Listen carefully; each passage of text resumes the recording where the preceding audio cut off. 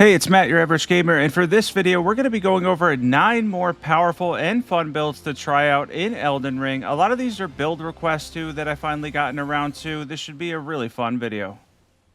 And for this first one, we have Sacred Rings of Light on the gravesite. This is a really cool Ash of War. This is one that's going to be really good for DLC especially because there's a lot of bosses that are weak to holy damage and you can spam this Ash of War relatively quickly. In a second here, we're going to go over equipment, stats, everything you need to know. By the way, you could throw in something like Multi-Layered Ring of Light as well, which would add on to the build and also does a good amount of holy damage, mixing in incantations too. Let's jump into equipment. And we have the Sacred Grave Scythe, plus 25 preferably with Sacred Rings of Light. We have the Erdtree Seal. We have the Rakshasa set on as well. Ritual Sword Talisman, Shard of Alexander, Sacred Scorpion Charm, Godfrey Icon for chargeable incantations, Holy Tier, Faith Tier. Let's jump right into stats. And we have 60 Vigor, 23 Mind, 26 Endurance, 17 Strength, 15 Dexterity. We have 80 Faith with the Faith tier. For our buffs, we're going to be using Golden Vow and Halash Shabiri, and Multi-Layered Ring of Light will go really well with this build too. And for the next one up here, we have a build for the Warped Axe, this time building up on successive hits. We also chose a really powerful Ash of War as well in Wild Strikes. This weapon is incredible. It has fantastic scaling. I'm relatively new to it, surprisingly, but I'm honestly loving the Warped Axe. It truly is one of the best strength scaling weapons for the weight, and it can do a lot of damage in a lot of different affinities. I have another build later in this video that actually utilizes 2 of these. It's really fun as well. I want to do a couple builds overall. I did 1 last week and 2 this week for the Warped Axe. I never really had a build for it before, and it truly is a very powerful weapon. Again, especially for the weight that it is. It has amazing strength scaling. Definitely check this one out. And of course, you have the chain combos. 2 charge attacks here, and a light attack will cause a slam down at the end. You could actually chain different attacks between your R1s and R2s. In a second here, we're going to go over equipment, stats, everything you need to know for a powerful Warped Axe build that builds up on successive hits. Let's jump into equipment. And for equipment, we have the Blood Warped Axe, plus 25 preferably with Wild Strikes. We have the Dragon Communion Seal. We have part of the Rakshasa set, Veteran Chest Piece, and the White Mask on. Shard of Alexander, Lord of Blood's Exaltation, we have Melisand's Prosthesis, we have the Two-Handed Sword Talisman, Thorny Tier, Faith Tier, and we were using Moog Shackle there to stun the boss. Let's jump into stats. And we have 60 Vigor, 21 Mind, 26 Endurance, we have 40 Strength, and 45 Arcane. If you two-hand the weapon, you'll have 60 Strength. We have 25 Faith with the Faith tier. We had 65 Poise for this build, and our buffs are Golden Vow and Flame Grant Me Strength. And the next one up here, we have a build for the Weathered Straight Swords. We've actually got 2 of them here. Someone requested a build for these. They're actually really fun to use. I chose to use these in Blood and Frost because they don't really excel in a ton of different things. They're not really amazing in Flame Art or Sacred or anything like that, but they do pretty well in Blood Affinity and Cold Affinity as well.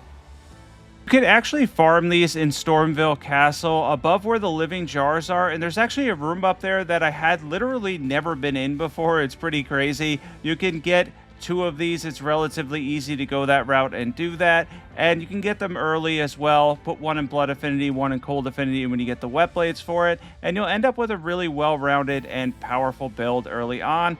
I guess I forgot to take the loading screen out here. It ends up being really quick anyway, so it doesn't matter. It gives me a second to say, by the way, if you have any more build requests, be sure to comment them below. I'm curious if you have any more. I definitely would be up for doing them. We have the Weathered Blood Straight Sword with Seppuku. We have the other one in Cold Affinity with Chilling Mist. We have the Dragon Communion Seal, White Mask Rakshasa set, Wing Sword Insignia or Rotten Wing Sword Insignia if you have it, Lord of Blood's Exaltation, Melisand's Prosthesis, Ritual Swords Talisman, Thorny Tier, and Faith Tier. Let's jump into stats. And for stats on this build, we have 60 Vigor, 15 Mind, 25 Endurance, 20 Strength. We have 45 Dexterity. These are a little bit quality, lean Dexterity though. 45 Arcane, 15 Faith. That's going to be 25 Faith with the Faith tier. We hit 54 Poise for this build, and for our buffs, we are using Golden Vow, and of course Flame Grant Me Strength too. And next up, we're jumping right into another build request. I have a build here for the Bastard Stars. Now, me personally, because they're similar, I prefer the Wing of Astal. They have very similar Ashes of War. The Bastard Stars, of course, it's a flail. The Ash of War is a little bit different in the way it strikes. Ultimately, though, still pretty good. And the contact with the weapon, of course, will be both Dexterity and Intelligence. But the Ash part, the purple part that you're seeing, is going to scale entirely with your Intelligence stat. Yeah, so you want to focus more on intelligence, but you want a little bit of dexterity too, because any regular hits with the weapon, the physical part, that's going to scale with dexterity. So make sure you have a bit of dex as well. But if you want high damage from the Ash of War, definitely go for higher intelligence. And mentioning that, by the way, I also want to mention if you can get it in Terra Magica, Wing of Astal is easier because it doesn't move you forward as much. But if you get it in Terra Magica, you could do even more damage, as that'll buff it even further. Yeah, so that's definitely something you want to try, but once again, a little bit hard to get in that circle of Terra Magica itself because of the forward motion that you get with the Ash of War. In a second here, we're going to jump into equipment and stats.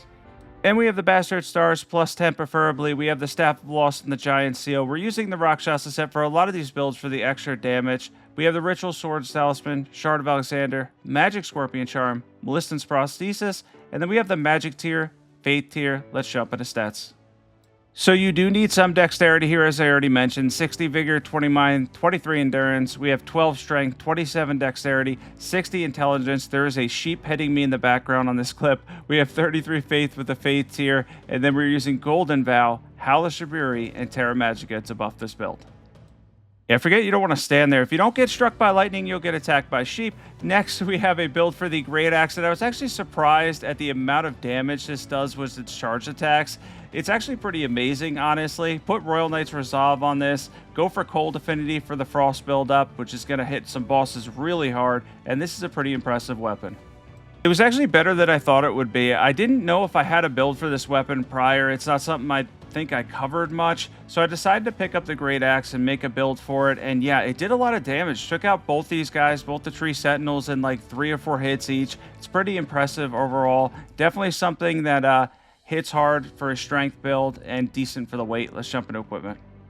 And we have the Cold Great Axe plus 25, preferably Royal Knight's Resolve. We have any seal for buffs. We're using the Rakshasa set again here for the extra damage. We have the Axe Talisman, Two-Handed Sword Talisman, Ritual Swords Talisman.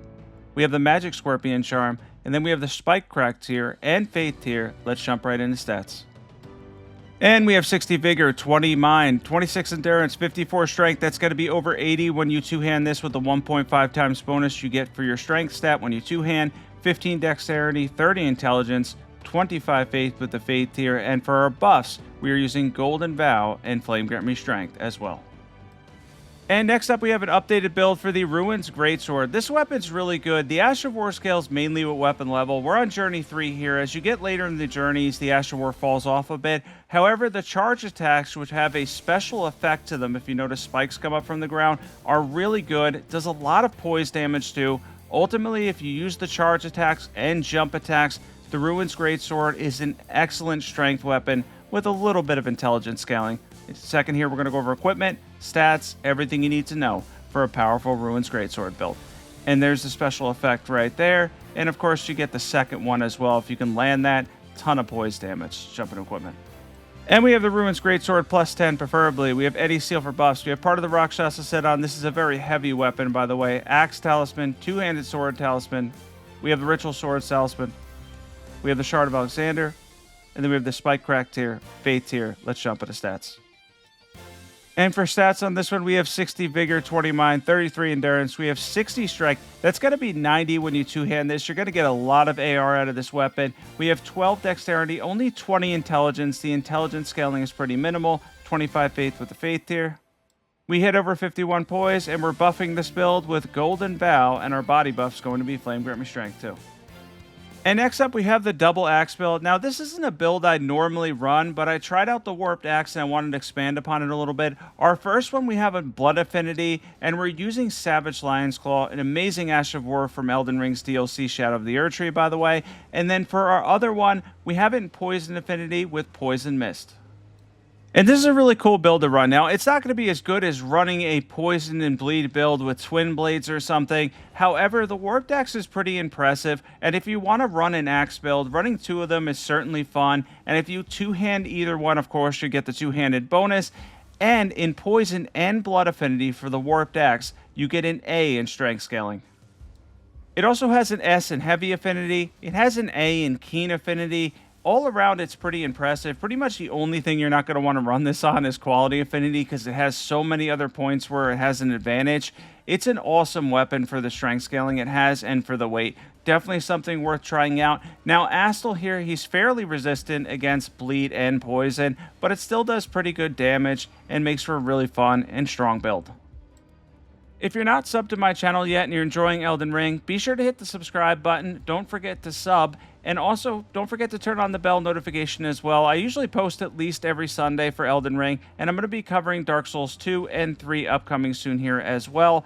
Want to mention also, if you have any build requests, I mentioned this earlier in the video, if there's a weapon I haven't covered that you want to see covered, be sure to comment below. Keep in mind, I read all of my comments, and I try to get to as many of them as possible. I have a list that I add to, and it's honestly a lot of fun doing that too, because if I can make powerful builds out of the weapons you enjoy, it just makes it more fun for me and everybody that's tuning in as well. Let's jump into equipment and stats. We have the Blood Warped Axe with Savage Lion's Claw. We have the other one in Poison Affinity with Poisonous Mist. We have the Dragon Communion Seal, White Mask Rakshasa set, Ritual Sword Talisman, Shard of Alexander, Lord of Blood's Exaltation, Kindred of Rod's Exaltation, Thorny Tear, Faith Tear. Let's jump into stats. And we have 60 Vigor, 17 Mind, 28 Endurance. We have 40 Strength. If you two-hand either one, you'll have 60, 15 Dexterity. We have 25 Faith with the Faith Tier. We have 45 Arcane, by the way. That's the good soft cap for Blood and Poison. If you're doing Bleed or Poison, we're using Golden Vow and Flame Grant Me Strength as our buffs. And next up, we have a double magic sword build. This is a really fun one if you enjoy the magic swords of the Moonthrill Knight Sword, as well as the Troll Knight Sword. They have similar scaling. You can activate the giant glint blades first, get a little bit of damage from them and some poise damage, and then switch back to the Troll's Knight Sword to use its Roar Ash of War.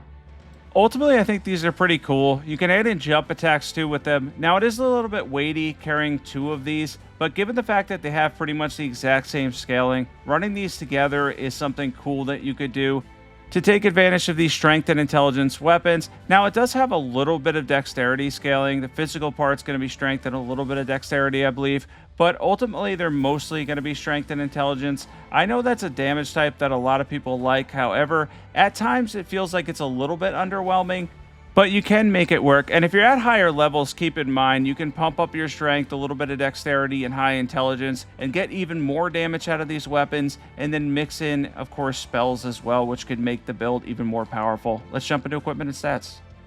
And we have the Troll Knight Sword, plus 10 preferably. We have Moonthrill Knight Sword, plus 10 preferably. Any seal for buffs. We have part of the Rakshasa set on, the Greybird set, Solitude for the arms, Claw Talisman, Roar Medallion. We have Arsenal Charms plus 1, or Great Jar's Arsenal if you have it, Shard of Alexander, Green Burst Crystal Tier, Faith Tier. Let's jump into stats.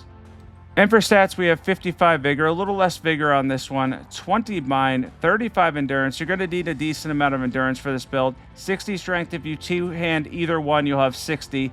15 Dexterity, 40 Intelligence, 25 Faith with the Faith Tier. We have 51 Poise, and our buffs are Golden Vow and Flame Grant Me Strength too.